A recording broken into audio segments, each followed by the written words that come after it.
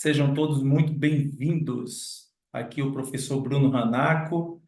Hoje a gente vai ter um tema aí para abordar com vocês, um tema que acredito que em breve vamos ter que prestar mais atenção em algumas nuances, né? Algumas nuances essas que muitas vezes passam por dados subclínicos, né? É difícil achar no exame de imagem, é difícil de achar muitas vezes numa avaliação de exame de sangue, exame sérico, mas que muitas vezes está presente, né? Aqueles pacientes, aí eu pergunto a todos vocês aí, quem aqui já teve uma dor que não soube explicar de onde ela veio, como é que aconteceu, quem teve isso aí, por gentileza, bota aqui no chat para eu ver vocês dizendo bota aqui faz favor. Então, muitos anos da minha vida, eu tive essa dificuldade de estar tratando pessoas e sem saber, né, de onde vinha certas situações, né? E fui buscar justamente conhecimento esse que eu agradeço demais a escola que eu estudei, que é a Ebrafim, faço parte dela desde a minha formação como aluno, depois fiz o meu CO, fiz o meu DO, toda a formação pela escola, né? Agradeço demais a Ebrafim, inclusive deixo meus agradecimentos pela oportunidade de estar falando com esse público maravilhoso, no qual faço parte junto com essa família que chama-se Ebrafim, que é a Escola Brasileira de Fisioterapia Manipulativa, né? E aí, gente, alguém de vocês aí já teve uma dor que não soube de onde veio essa dor, não teve uma causa de fato que você diga assim, ah, isso foi por conta disso. Bota aqui que eu quero ver. A Aurênia, a gente já conversa muito sobre esse caso, hein, Aurênia? Né? Aproveito e peço para vocês colocarem aí no chat, por gentileza, qual a cidade que vocês estão falando, né? De onde vocês estão? Tem gente do Rio Grande do Norte, tem gente de São Paulo, né? Vitorino Freire, ó, que beleza! Sejam bem-vindos, sejam bem-vindos. Aproveita, vai lá, Vitorino Freire, Maranhão. Ai, tô com saudade de ir no Maranhão, hein? Eu acho que o mês que vem eu vou estar lá em Imperatriz, no Maranhão, ok? Parnamirim, cidade em que eu moro, hein? Meu amigo Leonardo Dantas, meu parceiro de trabalho. Novo Horizonte, São Paulo, Salvador. Um grande abraço para os meus amigos de Salvador. Adoro essa cidade. A cidade tem uma magia, tem um calor diferente, né? Feira de Santana. Então, sintam-se à vontade. Vocês fazem parte dessa casa que vos habitam agora, nesse exato momento, a Ebrafim, tá bom? E eu sou o professor Bruno Hanaco. Vou estar com vocês falando sobre esse tema, né?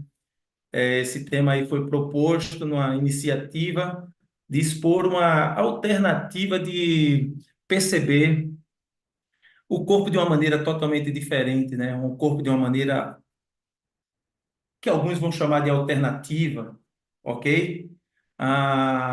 Ceará, Palhano, Maceió, Alagoas, caramba, que beleza, que riqueza. Sejam todos bem-vindos, ok? Então, o tema dessa noite, para essa palestra, esse bate-papo, né, que eu vou trocar uma ideia com vocês aqui, é falando sobre o corpo guardando o trauma, né? Então, vamos discutir um pouco sobre o trauma e como a osteopatia pode nos auxiliar, né, desmistificando abordagens ditas alternativas, olhando o corpo na sua integralidade, né? Então, vamos tentar olhar o corpo de uma maneira mais integral.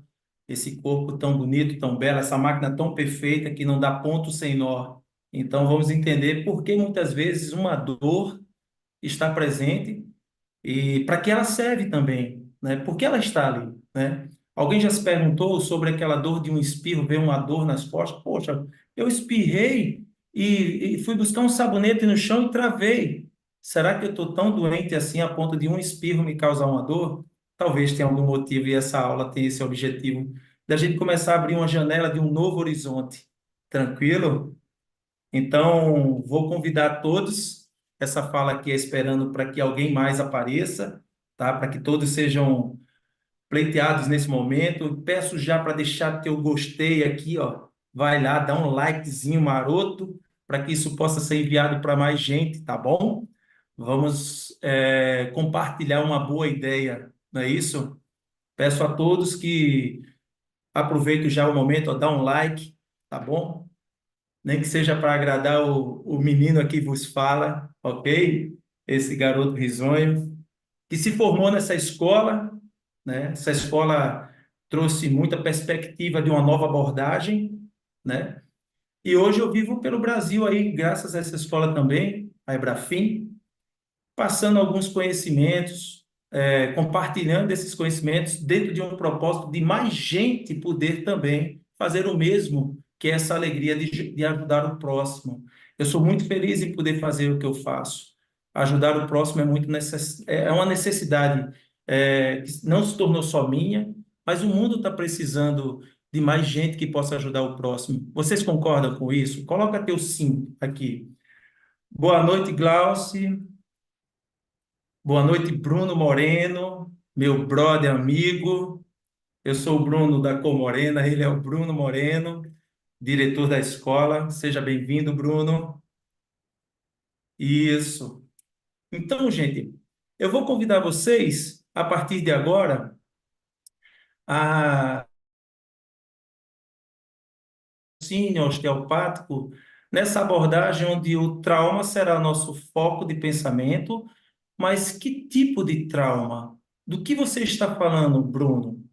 Né? O que é que você tenta passar para os teus pacientes? Então, eu vou trazer muito essa vivência clínica pautada dentro de uma prática baseada em evidência, tentando também resgatar o saber científico para esse momento. O que seria algo plausível de se entender como algo dentro de uma ciência mecânica e dentro de uma ciência de uma inteligência maior, onde a gente vai tentar entender o mecanismo corporal, ou melhor, tentar abrir esse novo horizonte de um mecanismo corporal altamente inteligente e altamente eficiente, tá? Para iniciarmos, eu convido a todos a perceber primeiro o que é osteopatia. Muitos aqui é, não faz entendimento, né? Quem for aluno da Ebrafim, coloca eu sou aluno, coloca eu sou aluno aqui embaixo, para eu entender quantos nós temos aqui que é aluno da Ebrafim, tá? Então, quando a gente fala dessa ciência osteopática, eu não estou falando de uma técnica, entendem? Nós não estamos falando que a osteopatia é uma técnica que muito se assemelha ou muito se associa pela linguagem comercial, que é uma ciência de estralos. Não. A osteopatia, no seu âmbito mais amplo, né, trazendo algumas referências para esse raciocínio sobre o que é osteopatia, para a gente poder entrar no tema desta aula, é uma ciência que procura entender o movimento sobre todas as suas formas de expressão, tá? Tentando entender esse organismo, o organismo que eu estou me referindo. Deixa eu só ajustar uma coisa aqui, gente. Ok, ok. Tentando entender esse organismo vivo que precisa de função para manter suas necessidades fisiológicas. Então, a osteopatia é uma ciência que entende o corpo como um todo, como ele funciona, trazendo dentro das suas bases, que nós elencamos muito bem nas aulas de formação, a anatomia, que é a estrutura básica da nossa linha de raciocínio, e o funcionamento, que é o estudo da fisiologia. A partir desses dois entendimentos, nós chegamos ao que nós chamamos de doença, ou talvez a patologia da nossa ciência. Para que a gente entenda o que é esse equilíbrio que a gente chama de homeostasia, que ultimamente vem sendo substituído por uma palavra de uma hemodinâmica, porque nós somos fluidos, né? O corpo já se diz que tem quantos por cento de água, né? Nós somos mais água do que matéria propriamente dita. Então, a mecânica de fluido de um rio que flui dentro de nós. Isso faz parte até de um princípio da nossa profissão, de uma lei que rege a nossa profissão, que é a lei da artéria, que é o que chega a nutrição, que é o que chega alimento para as células. Então, entendendo dessa maneira, é um sistema que vem sendo adaptado constantemente dentro de uma questão caótica, para entender o movimento sendo a forma singular de um ser sobrevivente nesse planeta. E nós somos fruto, entendam só, nós somos frutos de uma sobrevivência hierárquica que vem ao longo de milhões de anos, deixando essa herança como uma tentativa de evolução. Então, nós temos uma busca dentro do movimento humano de aprendizado constante. E esse aprendizado constante, ele vem sendo passado de gerações em gerações, criando uma nova consciência dentro desse organismo que tem uma beleza singular no seu funcionamento. Então, dentro dessa ciência osteopática, eu vou convidar vocês a prestarem atenção no tema da aula, que vai ser o corpo guardando o trauma. Tranquilo?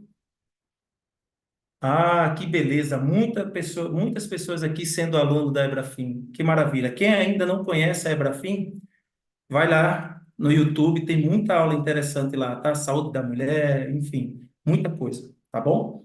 Então vamos seguindo a aula aqui, por gentileza. Sejam todos bem-vindos.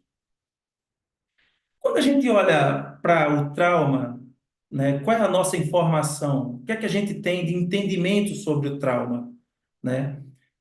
Desde pequeno, eu sou acostumado a perceber a alteração do corpo, a não funcionalidade do corpo sendo chamada de doença. Então, nós temos uma cultura onde é necessário a doença para que eu entenda o não funcionamento do corpo. Porém, quando começamos a entender o funcionamento do corpo de uma nova maneira, a gente começa a entender que o trauma pode ser algo que esteja dentro dessa alteração biológica, dentro do seu funcionamento normal, dentro do seu funcionamento padrão. Padrão esse em equilíbrio, que nós estamos falando sobre homeostasia, e quando ele necessita sair desse padrão de funcionamento, quando ele tem a necessidade de ser traduzido através de um sintoma como uma patologia, né? Então, eu tenho dois estilos clássicos aqui nessa figura, na tela, que fala muito sobre isso que eu estou comentando com vocês. Percebam. Vamos lá. Imagina só, esse primeiro personagem que está em pé, ele está segurando aqui a lateral das costas. Imaginem que esse rapaz, ele teve uma queda jogando bola, enfim, diante de alguma situação, ele caiu, levou uma pancada, e ele sabe identificar a dor dele muito bem, né? Quantos aqui não levou uma topada, arrancou, vou falar com o nosso linguajar do Nordeste, o chambote do dedo, ficou aquele pedaço da unha para fora ali arrancada, e precisou ir para a escola com a gaze enrolada, com uma sandália, para dizer que estava com aquele dodói. E isso foi algo que a gente tem ciência do que aconteceu, como aconteceu. E na nossa prática clínica, quando o paciente chega, que nós perguntamos o que foi que houve? Por que seu ombro dói? Né? Por que sua coluna dói? É muito claro o paciente quando chega para a gente e diz: rapaz, eu levei uma queda, eu machuquei, levei uma queda, levei um tombo de um cavalo, bati com as costas no chão, olha só como ficou. Aí ele mostra as costas marcadas, tem aquela vermelhidão, aquela equimose, né? São sinônimos que eu estou falando aqui para os alunos e para os demais que estão transitando na sala. Então, a gente sabe o que aconteceu com aquele paciente. E a nossa ciência médica, ela está muito bem equiparada para essa situação. Digamos que esse rapaz, na hora da pancada, ele tenha fraturado uma costela. Então, a nossa ciência médica, ela está muito pronta para isso. Ela sabe como fazer a cirurgia, ela sabe como chegar nesse paciente com os protocolos de segurança para minimizar a gravidade do trauma, o trauma esse físico, propriamente dito. Porém, nós vamos ter muita dificuldade. Seja um pai de família, que o filho chega com uma dor e o pai pergunta: o que foi? Desculpa, o que foi que houve? E o filho diz o quê? Ó, falar em filho é assim, da emoção, né? O que foi que houve, meu filho? E o filho diz: não, eu não sei, eu acordei com essa dor. ou então um parente, um amigo, que liga para o profissional osteopata e diz, rapaz, eu estou precisando da tua ajuda. Aí eu pergunto, o que foi que houve? E ele diz assim, rapaz, eu acredito que foi um espirro que eu dei e machuquei as costas. Ou fui pegar um peso de mau jeito, mas a certeza do que aconteceu ele não tem. Ele não sabe o que aconteceu de fato. E aí eu pergunto a vocês, vocês já escutaram essa história? Sim. Vocês já tiveram a oportunidade de ouvir isso? Sim ou não? Alguém aqui já teve experiências dentro de casa ou no ambiente de trabalho, onde um amigo chega com incômodo e você fica tentando adivinhar o que seria aquilo? Sim, porque se eu começo a julgar o que eu não sei, o que pode ter acontecido, provavelmente eu vou me expor mais fácil a um erro. Concordam comigo? Se o paciente chega com uma dor e eu não sei de onde veio essa dor, então meu critério de avaliação ele tem que ser muito mais apurado. Meu critério de avaliação, eu tenho que abrir mão de um pré-julgamento do que seria aquela dor para colher do paciente as informações necessárias que podem estar guardadas naquele corpo que possa trazer uma expressão de um sintoma. Entendem? Vocês estão entendendo essa questão? Isso fica muito claro para nós profissionais que nós não podemos correr o risco de um trauma, quando ele não está presente, simplesmente de querer julgar o trauma por um achado, sei lá, da própria cabeça. Dor no ombro. Ah, é porque você carrega a sua bolsa de má jeito. Ah, é porque você dorme por cima desse ombro. Alguém aqui já fez isso? Né? A pressão ficou alta. Ah, é porque você está comendo muito sal e a pessoa não está nem comendo sal. Então, nesses momentos, a gente precisa abrir mão desse pré-julgamento para poder colher melhor as informações que esse corpo guarda e, a partir daí, a gente poder, de fato, elencar a melhor estratégia para abordar esse corpo. E para isso, eu vou convidar vocês a entrar no tema do trauma, tá? Então, veja só.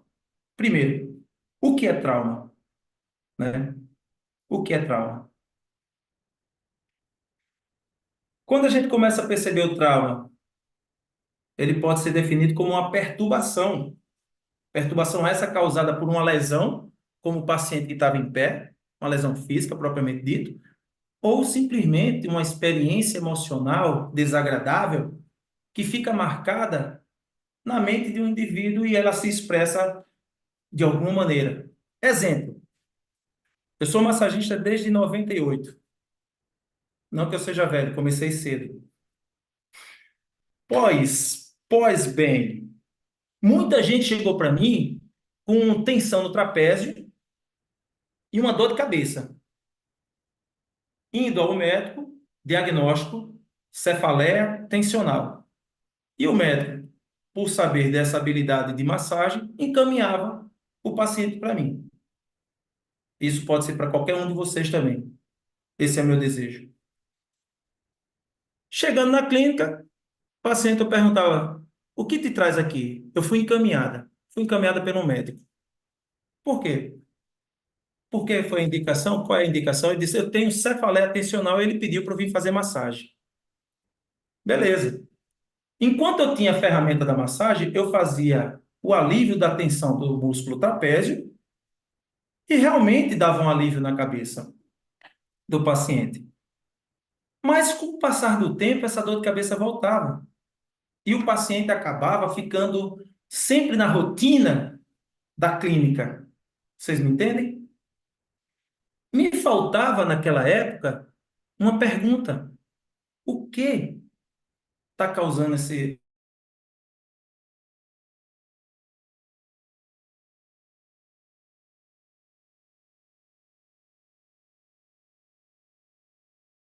técnicos aqui presentes saibam, vocês são muito necessários, né? quem faz um técnico em massoterapia que esteja aqui presente, saibam, vocês são muito necessários.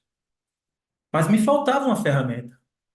Fui buscar fisioterapia, fui buscar a osteopatia, em busca dessas ferramentas. Só que na osteopatia eu encontrei um raciocínio, encontrei uma maneira de pensar diferente. E aqui estou contribuindo nessa palestra com vocês, essa maneira de pensar.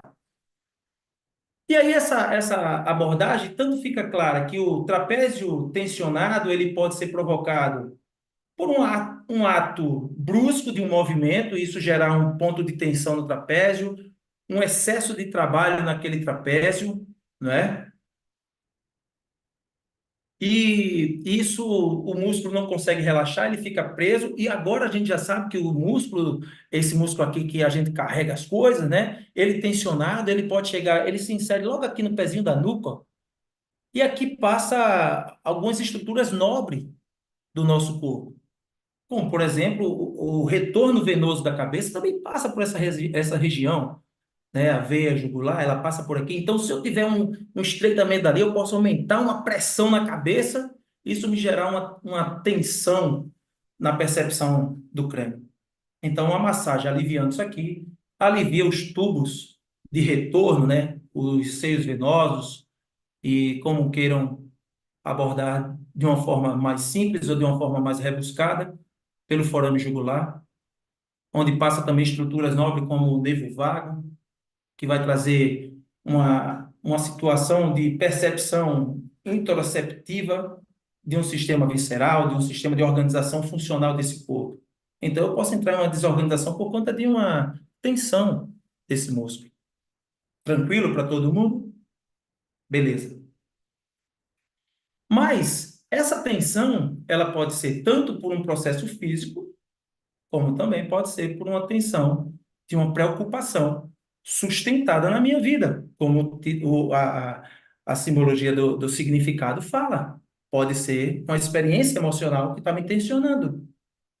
E quando eu paro para pensar nesse paciente dessa maneira, dentro do consultório? Porque eu quero tudo muito palpável, muito. Eu faço isso, dá isso. Eu faço isso, dá isso. Mas na saúde, 2 e 2 não dá 4. Então eu tenho que ampliar meus conhecimentos.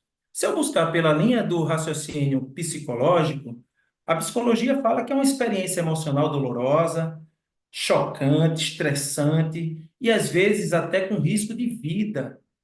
Isso pode trazer alteração do funcionamento orgânico. Pode resultar do testemunho de um advento angustiante, como estresses naturais, abusos físicos, e sexuais, por exemplo. Isso ser algo que me trave no meu comportamento funcional biológico. O terrorismo, ou sei lá, qualquer uma violência que a gente tenha passado, isso também transforma esse corpo orgânico em uma disfunção, em uma alteração da funcionalidade corporal. Entendem isso? E aí, percebendo dessa maneira, nós que trabalhamos com terapia manual, nós utilizamos como ferramenta de trabalho o toque. O toque, ele tem uma magia muito grande, né? O toque, ele tem uma possibilidade de comunicação enorme. E quantas vezes a gente esquece de tocar e avaliar o paciente? Eu sinto muita falta daquela época que a gente pegava aquele negocinho que bota no ouvido, o estetoscópio, colocava no coração do paciente, escutava o coração, a respiração, pedia para ele falar 33, fala 33, bota a língua para fora. E tinha aqueles que tinham tanto conhecimento que conhecia até nossa família, perguntava sobre minha mãe, perguntava sobre meu pai, perguntava sobre a família inteira. Hoje em dia o corre-corre, a dinâmica contemporânea está tão grande que a gente pouco tempo tem com um profissional de saúde. Ele tem pouco tempo para nos avaliar a contento, concordam? E acaba demandando um custo para o sistema de saúde através de exames complementares, para que esses exames complementares tragam a justificativa do que eu tenho que fazer. Entendem?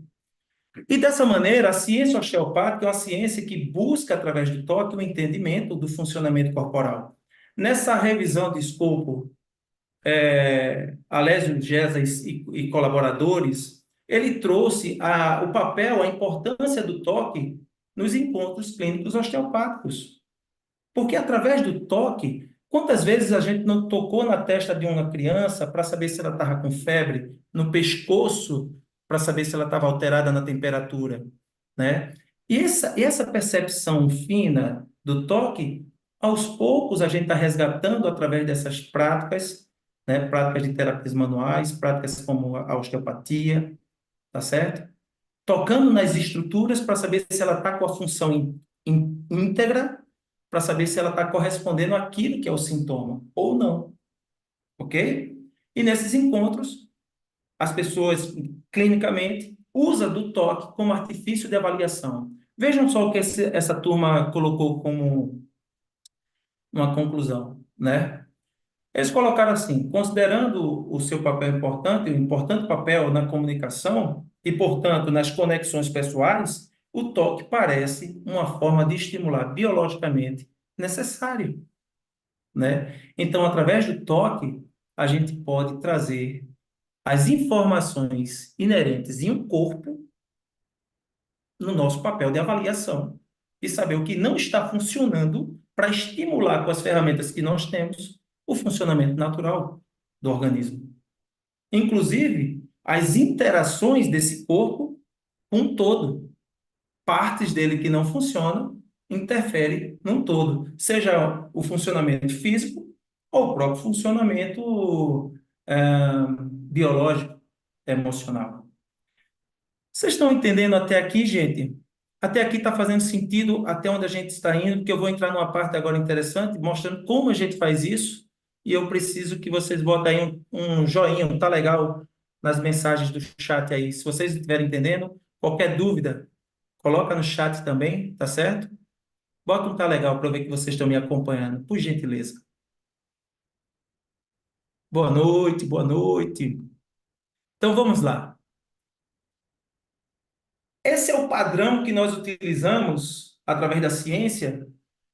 Esse é o padrão que nós utilizamos para identificar quando o corpo manda as mensagens para saber se aquela região, aquela função que representa um sistema está funcionando a contento ou não, tá?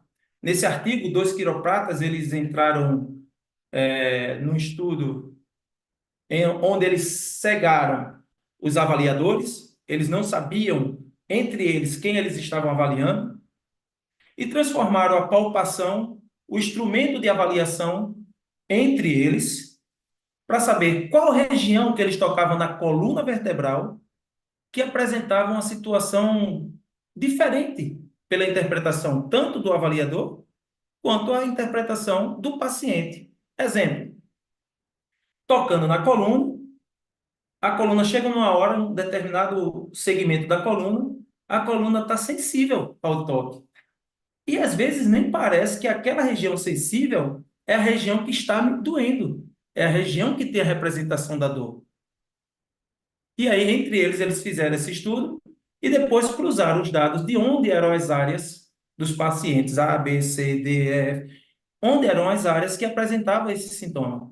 E aí eles cruzaram esses dados e eles conseguiram chegar nesse achado, tá? Mostrando que quando a gente apresenta uma região em disfunção, essa sigla faz muito significado, porque provavelmente essa sigla está relacionada com dois termos que utilizamos na nossa formação, que é uma área que não se mexe, é uma área que não tem função, que nós chamamos também de hipomobilidade, ou segmento facilitado, e eu vou falar um pouco sobre isso. Ou uma área que tem uma dor espontânea, que se eu tocar também ela já está sofrida, já está dolorida. Ok? Quando a gente toca numa área que tem uma disfunção, essa sigla é muito importante para a gente. É a sigla do TART, que ela representa uma área onde se apresenta sensível, ela se apresenta sensível. Geralmente, se eu comparar na coluna um lado e outro, elas não são simétricas entre si, ok? Um lado apresenta uma restrição da mobilidade, ela além de ser sensível, assimétrica, um lado é restrito no movimento, na mobilidade, e isso com a textura, com o toque. Através do toque, a gente consegue chegar nessa área. Então, parece que essas áreas, quando a gente começa num critério de avaliação, encontrar essas áreas, parece que essas áreas têm muito a nos falar sobre um trauma. Trauma esse que vai levar à expressão de uma hipomobilidade ou à expressão de uma hipermobilidade, que vai estar com dor espontânea. Geralmente, a hipermobilidade, que é a área que trabalha mais, ela tem a expressão de dor, de sensibilidade, de sintoma espontâneo. É aquele paciente que, quando se abaixa, faz uma flexão para tocar no sapato, para pegar, enfim, alguma coisa no chão, ele diz: essa região da minha lombar dói. E por incrível que pareça, quando você começa a tocar nessa coluna, tem uma área acima ou um pouco abaixo, na região sacroiliaca, na região da anca, que está sensível ao toque. E quando a gente toca nessa área, essa área está restrita ao movimento, gerando um sofrimento para quem tem movimento espontâneo e está normal. E parece que essa área é uma área muito importante na nossa linha de raciocínio osteopático de tratamento. É por isso que muita gente, quando chega no consultório, diz: caramba, eu cheguei com uma dor nas costas e Bruno me tratou na orelha.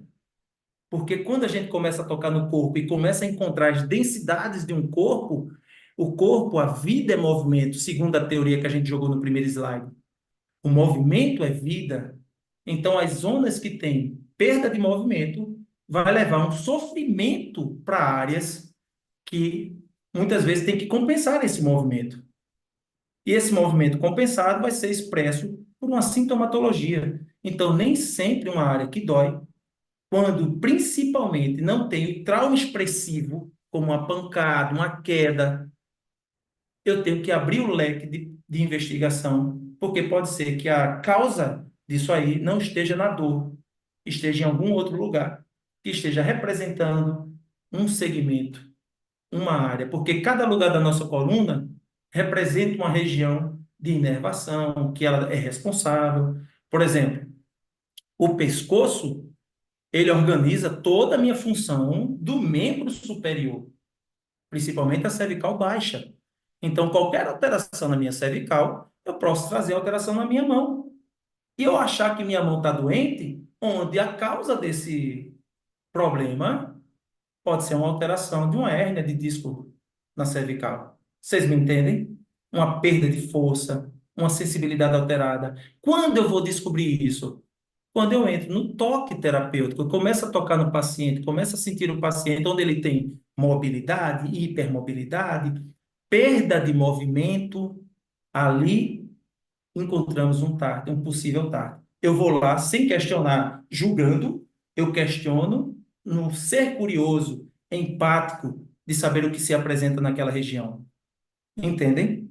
Seguindo essa linha, eu peço a vocês, mais uma vez, a liberdade de trazer o TOSE 2017.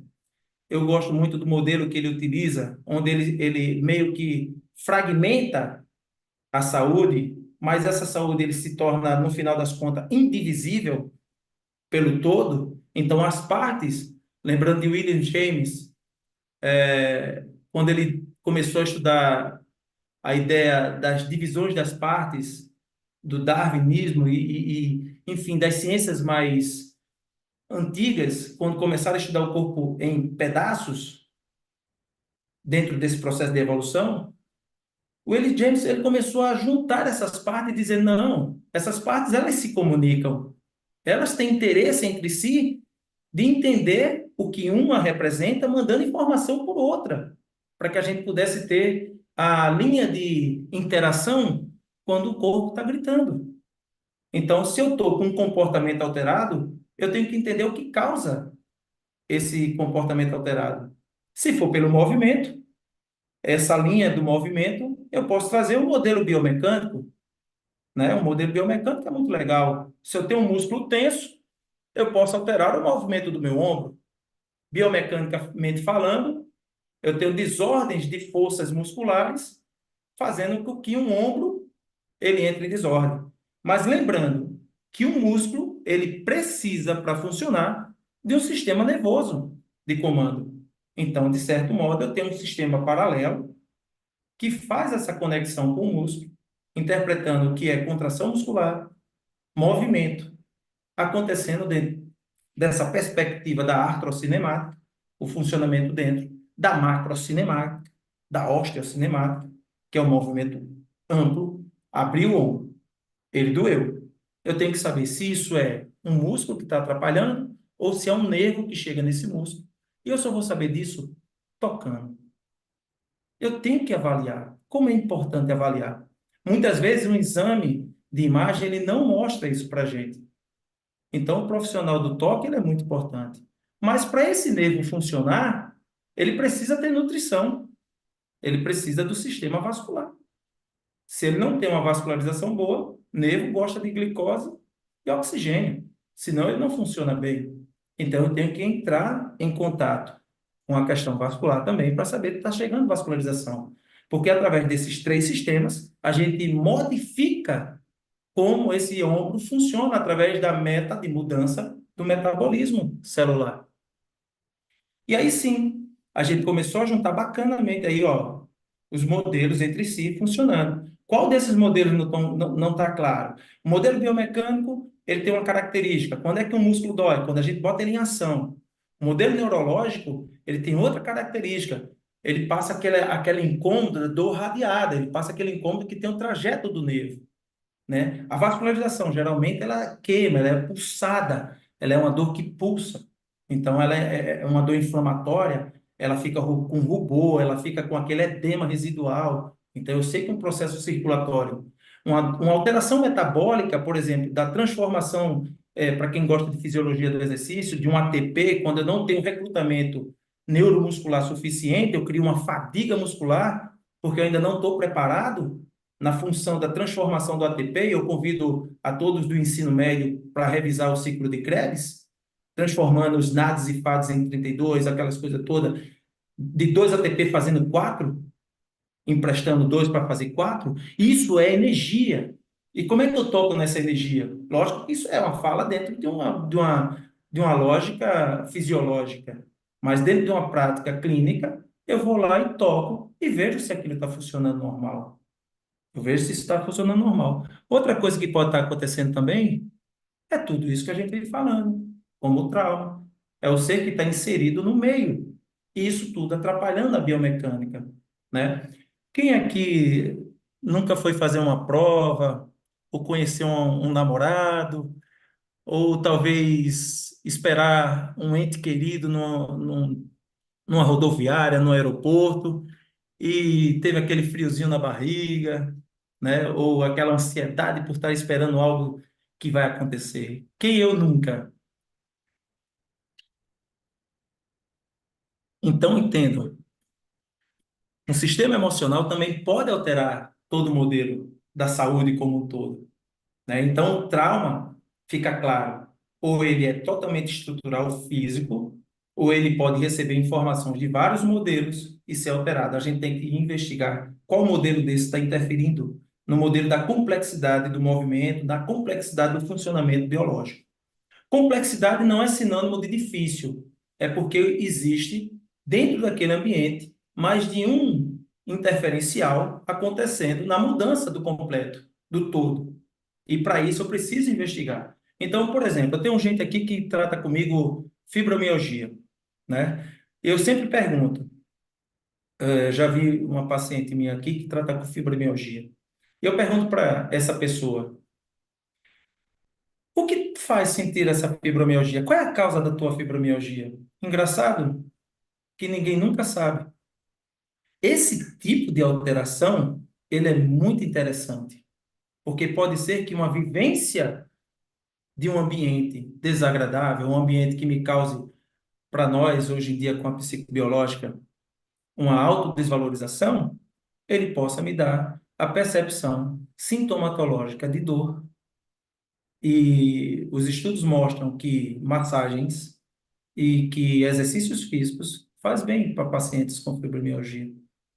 Porém, eu ainda não vejo o paciente, enquanto ele não traz a mudança da percepção do que realmente representa uma fibromialgia, trazer uma mudança totalmente significativa, né? Então, é importante conviver com aquilo que habita, entender o relacionamento com aquilo que provoca dor, parece ser um caminho.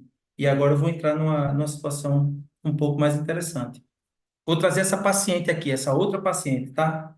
Essa paciente aqui é uma pessoa do sexo feminino, 45 anos, Observem agora os modelos interagindo entre si e como o toque terapêutico pode trazer um trauma existente dentro desses modelos de um paciente comum, um paciente que está no nosso dia a dia, inclusive pode estar na tua casa, pode ser tua mãe, entende? Pode ser um familiar seu, pode ser o seu filho. E a gente pensa que o ombro que dói pode ser uma alteração, e talvez não, talvez ele seja só a mensagem. Se tiver a pancada, esquece tudo que eu estou falando e trata a pancada. Mas se a pancada não está presente, escuta, escuta isso aí. Paciente de sexo feminino, né, uma dor no ombro esquerdo. E tem um detalhe, a paciente é destra. Alguns já mataram a charada aqui, hein? Alguns já mataram a charada. Perguntei, o que foi que causou isso? A paciente disse, não sei. Ela não soube determinar a causa específica da dor no ombro. E essa dor no ombro, ela teve início há 3 meses. E depois que surgiu, incomoda constantemente para dormir, acorda com dor. Ela disse que quando se mexe, eu não coloquei aqui, mas quando ela mexe, melhora. Durante o dia, a dor até diminui. Mas quando ela dorme, e no meio da noite essa dor vem, e de manhã, nossa, parece carro velho, como ela mesmo disse, só pega no tranco. Eu começo a mexer devagarinho e ele vai funcionando. Trouxe sintomas associados como gastrites recorrentes, sinusites de repetição, cefaleias e alteração do sono, né? Para todos, pega o papel, anota. Pega o papel e anota. Escreve aí. Escreve aí. Qualidade de vida. Qualidade de vida. Vou dar 3 fatores. 3. Sono é quem recupera o corpo. Alimentação é o combustível. E atividade física regular é quem bota a máquina em funcionamento, porque vida é movimento. Champollion, 1850. Se a gente está falando de qualidade de vida, eu tenho que entender como esse pessoal dorme, como o paciente da gente dorme. Se ele não está dormindo bem, alguma coisa perturba, porque alguém que está tranquilo dorme bem. E aí eu pergunto aqui no chat, alguém aqui não está dormindo bem? Bota um dedinho assim. Eu. Deixa o alerta para qualidade de vida. Eu. Se eu não durmo bem, a minha regeneração do que eu gasto durante o dia, ela é feita durante o sono. Mas vamos lá. Eu não durmo bem. Por que que eu não durmo bem? Porque, sei lá, eu estou trabalhando demais, não estou tendo tempo para dormir, enfim. Aí teria uma causa muito plausível. Não, eu durmo cedo, mas no meio da noite eu acordo e é difícil, eu fico bolando na cama. Quem se identifica com isso? Né? Então seria um primeiro item, ok? Mas, se esse paciente também não se alimenta bem e não faz uma prática de atividade física, esse corpo que necessita de movimento e de combustível, ele também vai estar em déficit. Entende? Dinheiro. Dinheiro não é qualidade de vida. Dinheiro faz a promoção dessa qualidade de vida. Compra um colchão bom, conforto. Entende? Mas a qualidade de vida depende desses fatores. Até quem tem dinheiro, às vezes, não dorme bem. Entende? Então vamos lá. Queria mandar um abraço aqui para Alagoas, nosso coordenador de Alagoas presente. Em breve estaria aí em Alagoas, hein, Edu? Então vamos lá. Essa paciente aí tinha uma dor no ombro esquerdo, sendo destra. Qual seria a razão de uma gastrite ter informação? Vou pegar a gastrite aqui como exemplo, para que vocês entendam esse raciocínio, agora começarem a entender esse raciocínio osteopático, a trazer uma informação para o ombro, né? Se eu pegar aquele modelo do TOSE 2017, onde o biomecânico esteja em voga, se eu pegar os tecidos corporais, os tecidos faciais, o estômago ele tem uma íntima relação com o diafragma. Ele está grudado com o diafragma, o músculo diafragma. E o músculo diafragma ele tem uma íntima relação com o revestimento do pulmão, que chega até aqui em cima na cúpula pleural, que a gente também conhece os mais de rua, como eu sou, brincando da rua, a gente conhece isso aqui como saboneteira. A cúpula pleural é nessa estrutura que passa os nervos que vão fazer a comunicação, já juntei o segundo item, de um item mecânico, biomecânico, alterado por conta de uma tensão, de uma gastrite, gerando tensão nessa face, alterando o movimento. Por exemplo, percebam, vocês me veem aqui, né? Ó, aqui está minha gastrite, ó. Apertei. Pronto, beleza. Tá minha gastrite. Se eu levantar meu ombro aqui, ó, olha a tensão dessa camisa chegando no meu ombro. Eu tenho que fazer muita força. Isso vai prejudicar o movimento do meu ombro, fazendo com que eu exerça muita força. Tem algumas estruturas aqui que não aceitam muito impacto, como, por exemplo, uma bursa, e essa bursa inflama. E quando ela inflama, através do exame de imagem, a gente recebe o nome de bursite. Ok? Essa bursite, ela pode estar sendo ocasionada por uma tensão facial. Observe de novo, tratamento disso aqui. Quando eu toco aqui, eu vou sentir a alteração desse TART e ó, tá lá. Eu mudo momentaneamente o senso perceptivo, eu ganho um pouco de mobilidade. Então eu sei que eu preciso trabalhar essa estrutura, que seria a estrutura visceral, para meu ombro começar a ganhar amplitude de movimento. Mas esse mesmo movimento pela gastrite, a inervação do diafragma, ela sai da cervical, que é o nervo frênico, C3, C4, C5. Isso são ramos C4, um pedaço de C4 e C5 é um ramo que vai para o ombro também, que pode alterar meu supraespinhoso. E aí eu vou ter a lesão do supraespinhoso.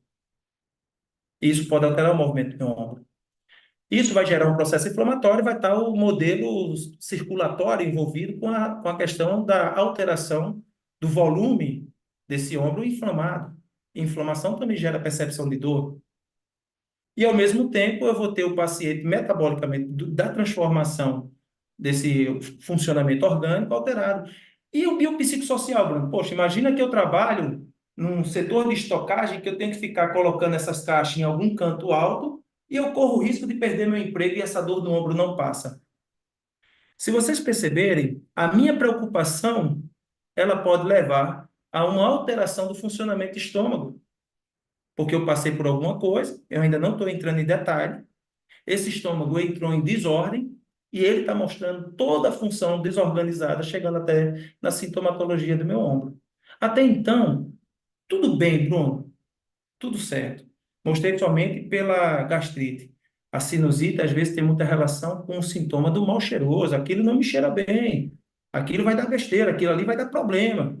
E muita gente não consegue associar a função do sentir como algo de proteção na vida da gente, porque isso aqui sempre foi algo de proteção, né? Quando eu estou aqui, ó, a mata está ali atrás. Se vier um urso ali, um leão ali, esse aqui é o primeiro que tem, ou outros sentidos, eles são aflorados para eu sentir o perigo. E muitas vezes quem sente o perigo, a interpretação do perigo pode ser sentido como isso não me cheira bem. Entende? E por aí vai. A cefaleia pode ser situações preocupantes o tempo inteiro. Para nós que trabalhamos com medicina germânica, sabemos algo a mais sobre edemas de foco em lugares de áreas que são ativadas na cabeça, que representa essa situação da paciente vivida. Entendem, gente? Que não dá para ficar com o paciente no achismo. Eu tenho que ir lá e questionar. Se eu toco na coluna do paciente, eu apresento ali T5, T9 na coluna, na meio do tórax, uma região sensível, daquela região sai o tronco celíaco, que é a parte que faz a inervação digestória superior. E se eu tenho um estômago alterado, eu posso levar um fio de eletricidade em curto-circuito para a torácica, e essa torácica entrar em espasmo, em rigidez. E se ela está rígida, alguém vai ter que trabalhar acima ou abaixo. Pode ser que seja meu pescoço, e meu pescoço vai levar alteração para o meu ombro. Quantas possibilidades de tratar essa paciente eu tenho a partir de agora? E não dá para ficar apenas com nimesulida, um anti-inflamatório, mesmo que seja de 100 miligramas, porque pode existir muitas possibilidades, inclusive a aplicação de nimesulida, dependendo da sintomatologia do paciente. Porque a partir de agora, a minha maior preocupação é a função ombro. E se o tecido ombro está tão machucado, eu vou dar o suporte necessário. E se for necessário uma cirurgia, eu também elenco a cirurgia. mas não será de primeiro, de imediato, a cirurgia que será elencada. Vai ser depois de um critério de avaliação. A gente mesmo, nós fisioterapeutas, temos capacidades de encaminhar o paciente a um setor cirúrgico, a um médico cirurgião. E vice-versa, o médico cirurgião achar que não é hora de fazer uma cirurgia, procurar um tratamento conservador e a gente ter essa interação saudável entre ambientes, né? Entre profissões, ok? Então, isso aqui foi uma paciente que a gente está trabalhando com ela e ela tem um componente emocional muito forte envolvido. E isso faz parte de uma lateralidade que fala muito sobre filho, que ela, uma interpretação com filho. Mas não é ambiente agora para a gente explorar isso agora, tá? Aos que ficarem curiosos, eu faço questão de responder a todo mundo, tá? No final, eu deixo meus contatos e vocês podem questionar à vontade. Vamos lá. Ou aqui mesmo na live aqui, tá certo? Fiz questão de trazer esse meu amigo aqui, cara, que é um cara fora de série. Fleury, Francisco Fleury, lá de Fortaleza, coordenador da Ebrafim Fortaleza, sua orientanda do pós-doc dele, Ana Maria Siriane, é uma pessoa que todo mundo aqui deveria conhecer também, colaboradores, só tem gente de altíssimo nível aqui, onde ele trouxe um paciente de ombro nesse estudo, numa revisão sistemática com meta-análise, e fez uma investigação com 431 pacientes de ombro. E observaram qual seria a resposta do paciente no tratamento conservador de ombro, com ou sem manipulação da coluna, no desfecho final, ombro com dor e disfunção. Ombro. Para ele, no final disso tudo, eles colocaram que a associação da manipulação na coluna vertebral com exercícios de fortalecimento e alongamento pode ser mais eficaz do que apenas exercícios isolados. Para a intensidade da dor, eles viram que até em 2 semanas houve uma mudança significativa na percepção de dor do paciente e a incapacidade com até 6 meses no desfecho final. Então, por que não usar dessas ferramentas, como, por exemplo, investigar outras áreas, quando uma área, sintomatologicamente falando, está presente? Ombro dói, tudo bem. Foi pancada? Não. Então eu tenho que abrir o leque. Eu preciso abrir o leque. Esses estudos, por exemplo, começam a nos mostrar isso. Muito bem. Agradeço ao meu amigo Fleury. O Sato, em 2017, ele trouxe o sistema nervoso como um objeto de estudo. Ele é um cara que estuda muito o sistema nervoso autônomo, e esse estudo dele é muito interessante. Eu fiz um recorte apenas de um gráfico do Sato, né? O Sato pegou episódios de bruxismo. Ele fez um estudo com eletroencefalograma, polissonografia, N-Wave, que são equipamentos que medem o sistema nervoso, o comportamento do sistema nervoso autônomo. E veja só que interessante esse camarada, esse pesquisador nos trouxe. Sato e colaboradores. Ele observou que durante a noite, episódios de apertamento do dente, e quem me apresentou esse estudo, eu tenho que lembrar, para eu não esquecer, não ser injusto, o meu amigo Janildes, da IOA, ortodontista de primeira aqui da cidade que eu moro, em Natal. Foi ele que me trouxe esse estudo para a gente discutir. E hoje a gente continua discutindo esses assuntos, tá? O que seria bom, deixar os dentes tudo alinhado ou deixar essas irregularidades naturais da boca? Isso fica uma questão para vocês pensarem, tá? Será que deixar tudo certinho, muito alinhado é benéfico para a saúde? Ou algumas nuances dentro dessa transformação adaptativa, isso é mais saudável? É o que a gente hoje está conversando. Fica a dica para vocês. Mas vamos voltar para o estudo. O Sato pegou o apertamento noturno e observou que, em determinado momento, no sono, eu entro numa situação de simpatotonia, como se eu estivesse numa luta e numa fuga. Eu sou à base de cortisol e adrenalina, eu entro no despertar do sistema nervoso autônomo. Em determinado momento, em poucas frações de segundos, eu aperto os dentes, eu trinco os dentes no bruxismo, e o comportamento da simpaticotonia, ele é revertido nesse apertamento pelo aparecimento do sistema parasimpático, sistema vagotônico.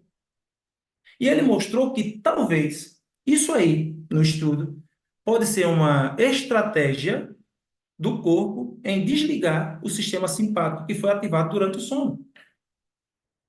Interessante, né? Então, o corpo ele tem estratégias de fazer isso, só que a gente tem que entender como ele guarda o trauma, como é que ele revela quando a gente está estressado, quando a gente está diante de uma alteração emocional ou quando a gente está diante de uma situação biológica traumática, por exemplo, né? Então, como a gente ainda não tem muito publicação disso aí, assim, as redes sociais não se fala ainda, graças a Deus está aumentando essas falas, estão aumentando essas falas que o comportamento humano pode ser a justificativa de alguns cânceres também, ok? Não só a toxicidade dos alimentos, mas o próprio comportamento tóxico, ele pode ser provocativo da mudança biológica. Um estudo desse vem mostrando isso. E aí, no caso do Janilson, meu amigo, ele bota a placa para preservar os dentes, porque hoje em dia fazer arcada dentária está caro. Então, ele bota a placa para preservar os trincados. Então, é válido usar da medicina que nós temos, mas também é importante entender por que isso está acontecendo. E através do toque, a gente consegue, na coluna, no sistema do corpo, entender se esse corpo está em agitação ou não. Quer um exemplo? Quando ele entra em simpaticotonia, as extremidades da mão geralmente fica fria. A pupila do olho, ó, dilata. Isso pode alterar o comportamento diante de alguém, se tornar mais agressivo, diante de uma resposta mais ríspida com alguém que nem foi tão bruto com você, mas você, então você começa a entender que o seu corpo está alterado. E isso pode ser expresso mais tarde como dores, e você nunca vai conseguir associar ao que você está vivenciando como algo desagradável a um comportamento sintomatológico, como, por exemplo, nesse estudo, aperto deitado. Esse modelo que o Peter Lavine nos traz, deixa a indicação do livro O Despertar do Tigre, é muito interessante. Vejam só, venham comigo aqui. Ele fala que a salvação deve ser encontrada no corpo. A maioria das pessoas pensam no trauma como um problema mental ou como um distúrbio cerebral. Entretanto, o trauma é algo que também acontece no corpo. Na verdade, como o próprio Lavini mostra, ele acontece primeiramente no corpo. Os estados mentais associados ao trauma, eles são importantes, mas secundários. Segundo Lavini, o corpo começa e a mente acompanha. Consequentemente, as curas pela fala, que envolve apenas o intelecto ou as emoções, elas de fato não atingem a profundidade necessária. Então, ficar falando, esse teu ombro é não sei o quê, você deve fazer não sei o que lá. Talvez isso não seja tão importante quando o ombro seja apenas a mensagem do que eu estou vivendo, como se fosse uma cangaia que eu estou carregando na minha família, um assunto que é difícil, como é o caso da minha paciente com o filho dela. Quando eu me relacionar melhor com meu filho, talvez meu ombro pare de doer. Nossa, Bruno, o que é isso que você está falando? Está fazendo sentido para vocês isso até agora ou não? Alguém corrobora com essa ideia? Bota aqui, eu, só para eu ver. Bota aqui. Coloca aqui no chat. Eu. Coloca aqui. Enquanto eu tomo uma aguinha, por favor.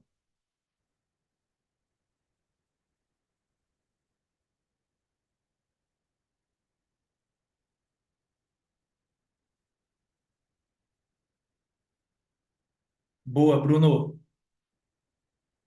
Fernanda, ó, veio da Austrália. Fernanda, um abraço para você. Orlando, faz sentido para vocês. Talvez vocês já estão tendo essas experiências e vendo como isso, Cidriano, como isso faz sentido no aspecto clínico, dentro da clínica. Quando os pacientes chegam com seus sintomas Ana Paula, Nascimento, quando os pacientes chegam na clínica e você não sabe por onde começar, não é verdade? O paciente chega apenas com uma dor no ombro e você faz todos os testes e não faz sentido. Faz ideia? Vocês já passaram por essa experiência?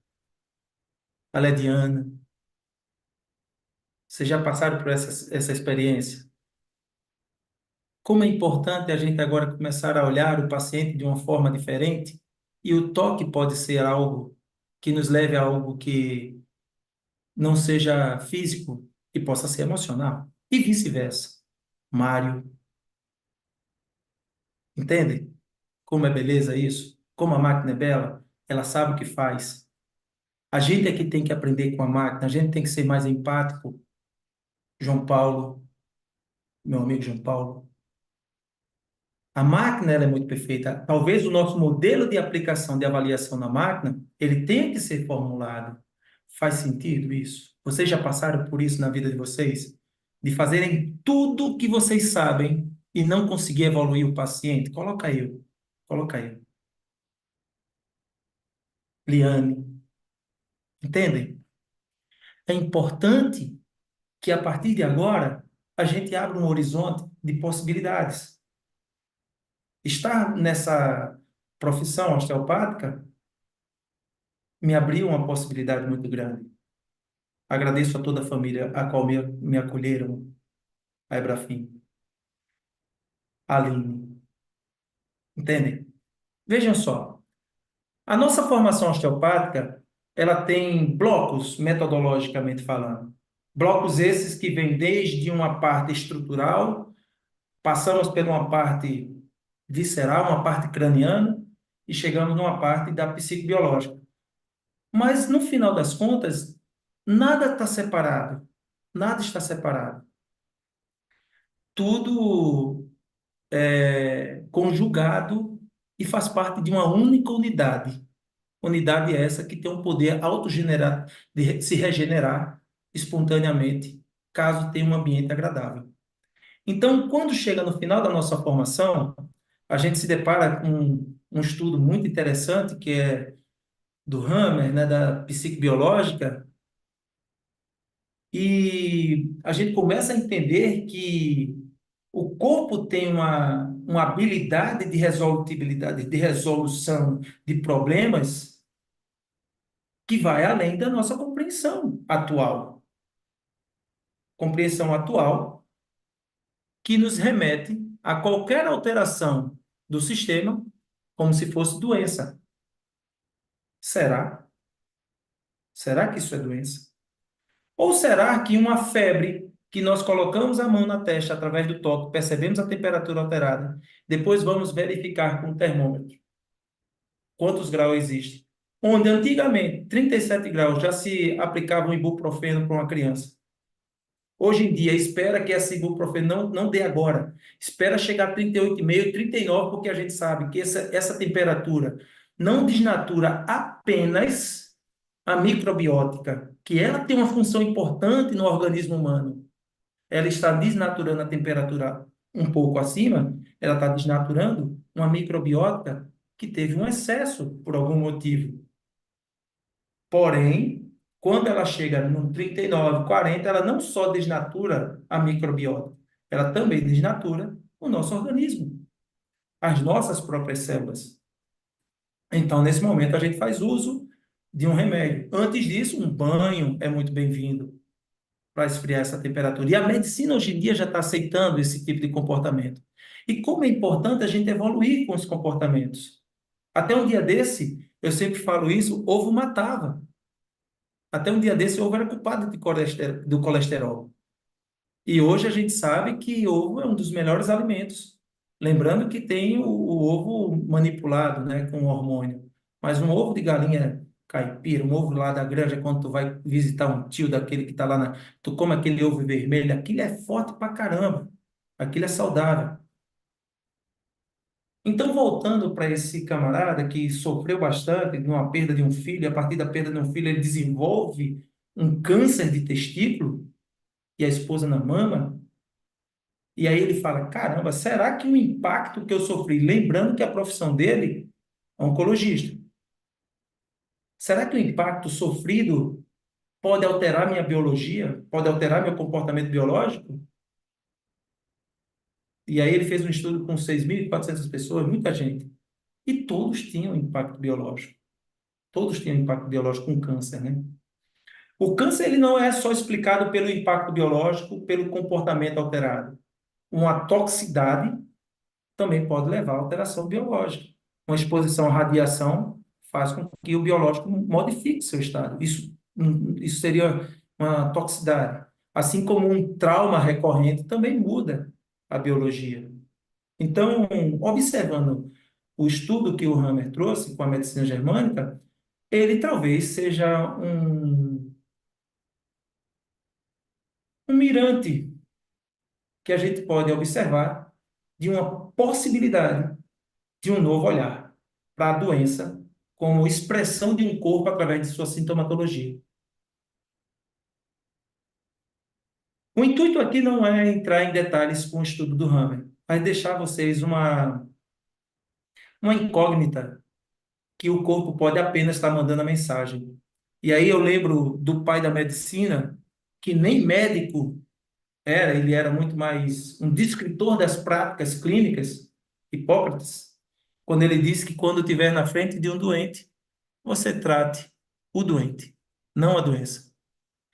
A doença, ela tem um propósito com o doente.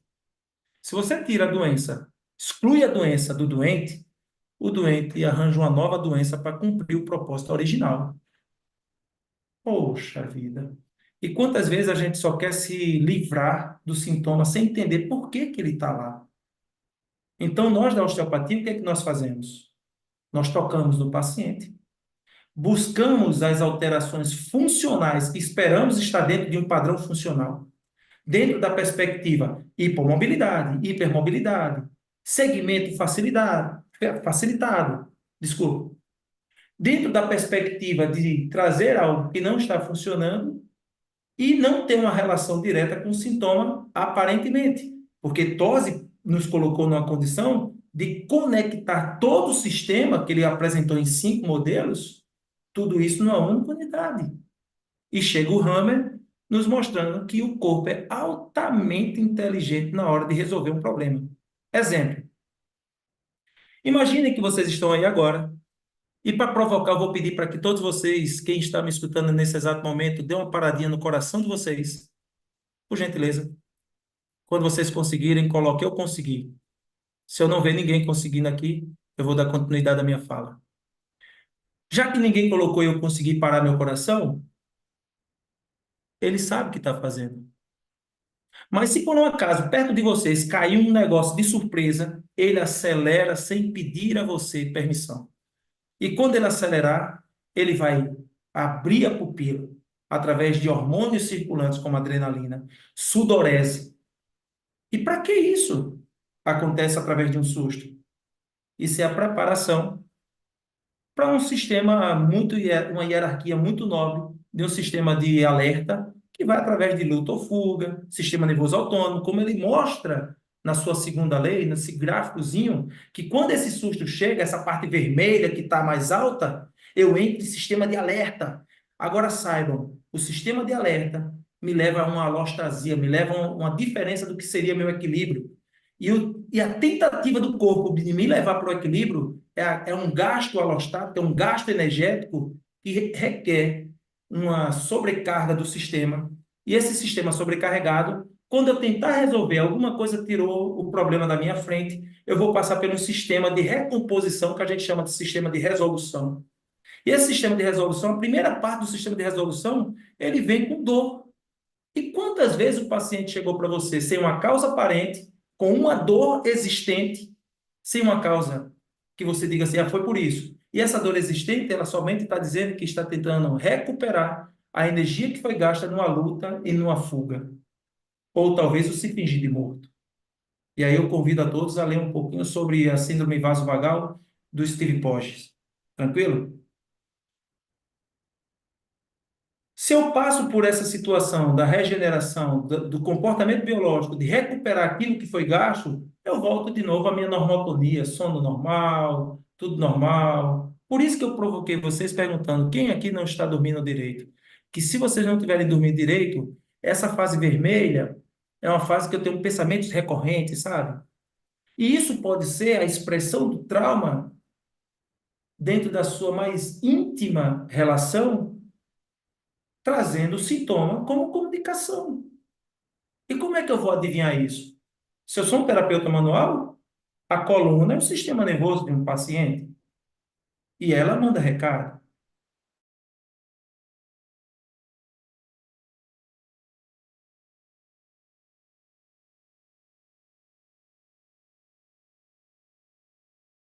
E o trauma, exclui o trauma. Se eu levei uma pancada, trate a pancada. E saibam, quanto mais tempo você tem com a pancada, mais tempo de adaptação. E aí eu tenho que adaptar, eu tenho que tratar a adaptação também. Já estamos no finalzinho, gente, respeitando o horário que eu me propus com vocês, mas fica bem interessante essa vista panorâmica de situações que a gente pode aprofundar. Convido a todos a conhecer a escola através de seus vídeos, tá? Videoaulas pelo canal da Ebrafim. Mas, e agora? O que é que eu faço? Beleza, Bruno? Você me mostrou muitas possibilidades, onde o toque pode ser o canal de comunicação, onde o corpo pode guardar mensagens através de um sintoma ser apenas aquilo que eu não estou conseguindo enfrentar e o corpo se expressa expurgando de alguma maneira, né? Eu digo a vocês, abram as possibilidades sem julgamento, não prejulguem, não façam julgamento do que vocês ainda não fazem entendimento. Questionem mais o paciente, o familiar. Percebam, sejam mais empáticos, vá lá com a propriedade de perceber o que aquilo realmente habita, porque aquela frequência, aquela emoção, ela pode ser a causa de um trauma que está sendo expressa como sintoma. Se eu não tenho essa empatia, eu não sei qual é a ferramenta que eu vou usar, ou muito menos eu não sei como ajudar, ou talvez apenas apoiar o processo de mudança de percepção do paciente. Entendem? Que bom ter falado essas coisas com vocês. Eu agradeço demais, ok? Antes de eu ir embora, queria deixar essa frase para vocês, da escola estoica. É parte da cura o desejo de ser curado. Com o seu Moreno, Epicteto deixando o seu legado através de Sêneca, Marco Aurélio e companhias. Filosofia sendo um amigo do conhecimento. Convido a todos vocês a conhecerem mais esse universo fabuloso que é a osteopatia e como o osteopata trabalha dentro de uma integralidade do ser, com suas manobras, ajustando a articulação naqueles estralos, mexendo numa víscera, sabe? Mexendo num crânio, pessoal, terapias crânio-sacral que fala diretamente com o sistema nervoso autônomo de um paciente, entendendo as mensagens do corpo através de uma psicobiológica, tentando levar o paciente para o seu entendimento de frequência equilibrada, isso ser traduzido como saúde. Beleza, né, gente? Que bacana, como Deus é generoso conosco. Ai, que beleza. Olha aí, ó. Eu deixo um espaço aqui para quem quiser fazer uma pergunta. Paciente que sofre com síndrome do pânico, sente dores no tornozelo, punho. Qual seria a sua linha de raciocínio? Maravilha, Orlando. Síndrome do pânico, né? O pânico ele está dentro do sinal de alerta, do sintoma de alerta. Entenda, se eu passei por uma vivência, vamos lá, essa floresta que está aqui atrás de mim, digamos que eu tive uma experiência desagradável com ela e eu tenho que me expor de novo a essa floresta, todo o meu sistema sensorial registra o ambiente. Então pode ser que o cheiro da mata me lembre o momento bioquímico, que é uma experiência corporal química, do que eu vivi como desagradável, de medo, pânico. E esse pânico, toda vez que eu sinto o cheiro da mata, ele é ativado dentro de mim. E o pânico ser somente o meu momento de preparação para o perigo. E quando esse perigo vem, e ainda tenho associado a dores no sistema músculo-esquelético, pelo estudo do Hammer, pelo estudo do Dr. Hammer, aquele que eu falei quase agora da psicobiológica, tá? O sistema musculoesquelético ele surge nesse planeta com a necessidade de execução de movimento. Execução esta que iniciou-se dentro de um primitivo ser vivo, biológico, para vencer a gravidade ou trazer o substrato de uma maneira mais eficaz. E com isso nós fomos criando uma camada, a terceira camada embriológica, a massa clara, a massa branca, que é o diencéfalo, que representa esse sistema musculoesquelético.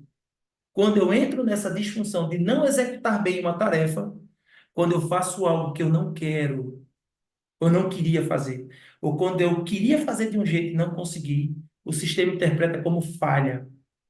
E a evolução das espécies na falha, ela inflamou, doeu para evoluir. E esse sistema está gravado até hoje.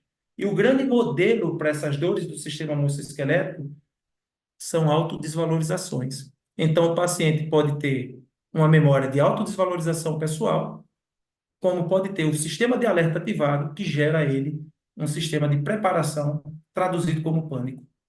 Me entende? Deixa eu ver mais uma aqui. Alguém mais tem alguma pergunta? Parabéns, professor, pelas informações relevantes. Eu que agradeço a vocês pelo prazer aqui de estar convosco. Tudo tranquilo, gente? Eu não sei se teve mais alguém que deixou alguma outra pergunta.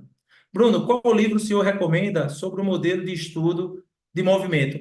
Nós temos muitos sobre movimento, né? É, podemos trazer um livro como o Capande, sobre fisiologia articular, os próprios livros de anatomia, né? O Netter, para entender a anatomia, né? Enfim, nós temos muitos livros bons, tá? Se você quiser algum, vai lá no meu canal do Instagram, tem meu link do WhatsApp, me solicita lá, com paciência, tá? Porque às vezes eu estou muito ocupado, eu te envio um bocado de livro, tá bom? Sobre comportamento do movimento humano, ok? Deixa eu ver se tem mais alguém para a gente poder finalizar nossa aula. Olha, o professor Bruno também colocou aqui, ó, para quem quiser referência sobre modelos de estudo, vale a pena ler. Eu garanto a vocês que também na plataforma da Ebrafim, vocês botem lá no Google, Ebrafim, que vocês vão ter muitas coisas também para apreciar uma boa leitura, tá? Com sua experiência aí na luta, com a fibromialgia, você tem muito propriedade. Muito obrigado. A gente está nessa batalha junto, tá? Então, gente, agradeço a todos, tá? Fico à disposição, vou encerrar aqui a projeção da aula. Fico à disposição de todos. Compartilhe esse vídeo com alguém, ok? Compartilhe esse vídeo com alguém. Faz essa setinha aí do aviãozinho voar para mais gente. Essa aula vai ficar gravada. E convido a todos também a conhecer o material que está disposto nessa escola, para que vocês possam se deleitar com mais conhecimentos, seja sobre saúde da mulher, sobre sistema nutricional, sobre assuntos diversos, né? Até, enfim, assuntos diversos, tá certo? Então, eu fico muito grato pelo convite e me coloco à disposição a todos que quiserem entrar em contato comigo. Bruno Ranaco está nas redes sociais. No meu Instagram vocês conseguem achar meu WhatsApp na bio. E a Escola Ebrafim também é muito fácil de achar pelo site da própria Ebrafim, ok? E eu vejo vocês em qualquer lugar desse Brasil maravilhoso. Quiçá um dia por fora do Brasil também. Tá bom? Fica com Deus e até uma próxima, se Deus quiser. Valeu, gente! Um abraço!